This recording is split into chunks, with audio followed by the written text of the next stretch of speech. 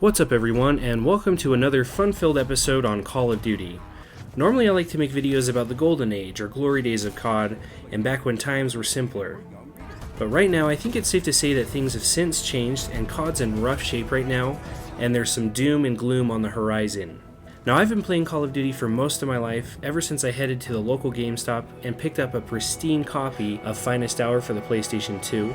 Since it was rated T, no ID required, and I've been playing ever since, through all the ups and the downs. When I think of downtimes, I think of games like Ghosts, Infinite Warfare, or Vanguard, where people just weren't very excited to play them. Brother, If you take those games as a whole, they weren't too bad, except for Vanguard, but the common denominator for those games is that they didn't really innovate or bring anything new. It was just more of the same, and so they came across as boring. But I didn't think that would happen to Black Ops 6 this last year. It actually looked really promising. The Omni movement was a great way to shake things up, and it was the first time in a while that a new mechanic was added to a game. They also did away with the leveling up system that made no sense to me, and brought back the classic prestige system. We also got the classic level-based zombies instead of last year's open world zombies, and don't even get me started on Vanguard zombies.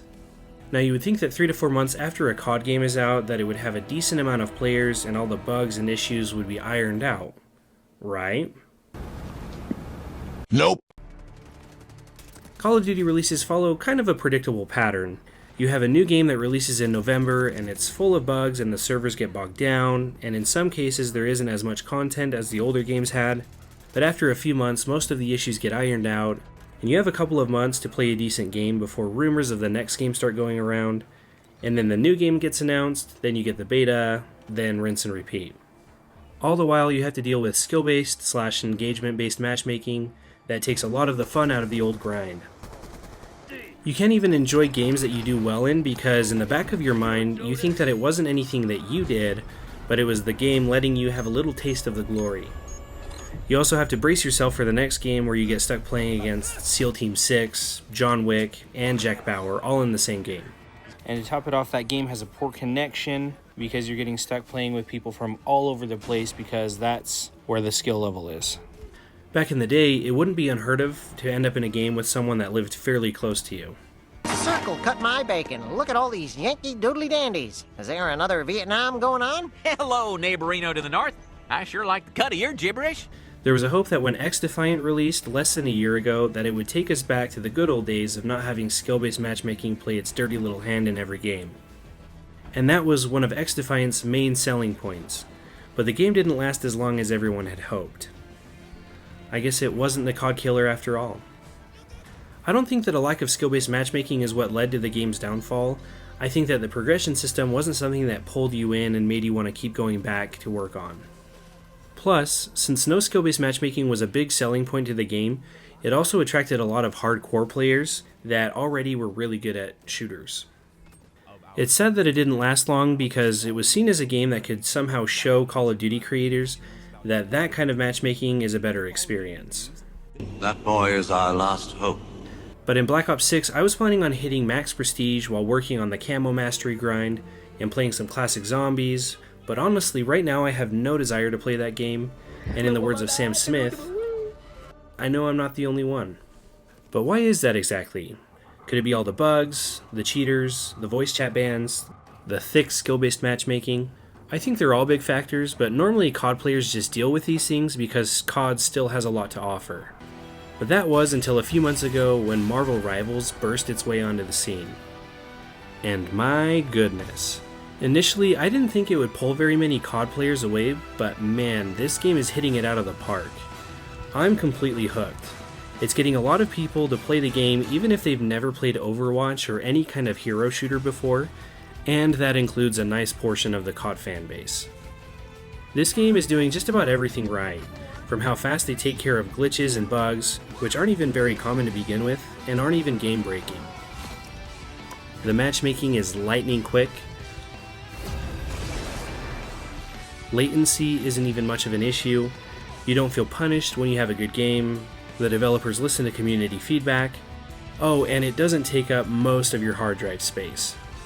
Comparing these two games is kind of like comparing apples to oranges, but that doesn't change the fact that people are opting to play Marvel Rivals instead of COD. And it doesn't seem like Rivals is going anywhere anytime soon. And this clip came out a while ago, but here's Tim the Tatman making the same point. It's been kind of incredible to have a dev team really be so, what's the word I would use? Tuned in, maybe? Let's just use an example. How long have people been complaining about certain things in Call of Duty and they've heard nothing? But then you got Marvel, where they're like, hey, we're going to do this rank reset. And then a lot of the people were kind of like, well, I don't know. That's pretty quick. Like, it just happened. If you're a casual player, you just got to gold or silver, and you're probably trying to push up. You're like, well, all my hard work now, I have to go back to, what would it be? Silver, basically, if you were gold. And then Marvel goes, oh, our bad. We won't do that. How simple is that they heard the response, and they were like, okay, we won't do it. And people are like, yes, awesome. Like, wow, the dev listened. They actually listened, and they changed it for the better. It's awesome, man. Like, Call of Duty ain't doing that. I'll just, call it what it is. Call of Duty ain't doing that. People have been complaining about Call of Duty in the state it's in for the last, month, 2 months, 3 months. To have Marvel be that receptive, it's a very nice thing. Not only is Rivals pulling players away right now, but we're also going to be getting another Battlefield. And we're going to be getting what is expected to be the biggest video game of all time, which is going to be pulling a lot of players away from COD, which isn't the first time that's happened. Because GTA 5 came out in 2013, which is the same year as Ghosts. It's also expected that the next release is going to be Modern Warfare 4, and there are rumors that it's going to be similar to MW3, where the base maps are just remasters. Plus, the campaign for MW3 also kind of ruined the whole story for the Modern Warfare reboot, and so I don't think there's going to be as much excitement to play that game. There is Warzone on the other hand, but I don't think that bringing Verdansk back is going to revive Warzone like the developers are expecting. I'm going to drop in a few times and most likely just head back over to Rivals because that's what's happened every time I've gone back to play Call of Duty lately, ever since Rivals has been out. Again, I love COD and hope that things change soon. Hopefully they fix the bugs, the cheating, the matchmaking, maybe remaster one of the classics without changing everything. Even if they made it so lobbies didn't disband after every game, that would be awesome, but I'm not going to hold my breath. But what do you think? Let me know down below, and thank you all for watching, and we'll see you in the next one.